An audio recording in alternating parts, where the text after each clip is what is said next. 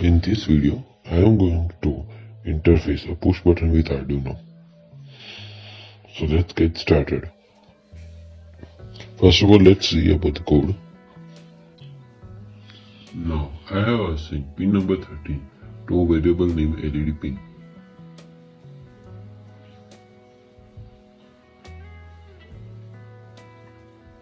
I have also assigned pin number 2 to a variable named pin. I have assigned a variable named val with a value 0.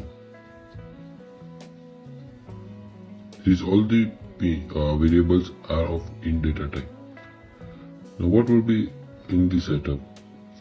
I have defined LED pin, that is the LED will be on, that is pin number 30 will be an output pin and pin number 2 will be an input pin. What this code will be do, when I press the push button, then LED pin, that is pin number 30 will be at a ground state, and when I release the push button, then the LED will be at a high state. Now, digital LED will read the status of the input pin 2 and will assign, if it is a high, it will assign with to val as high, and if it is low, it will assign a variable val to low. Now, if the value of the val is high, then the LED pin will be low, and if the value of the val is low, then our LED pin will be high.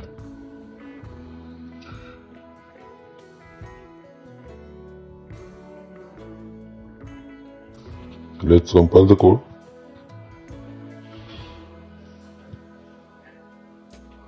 Okay, compiling has been done. Let's upload the code.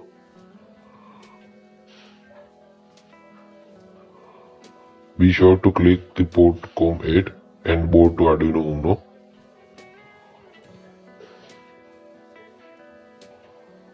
If you are using Nano, you should select the board Arduino Nano.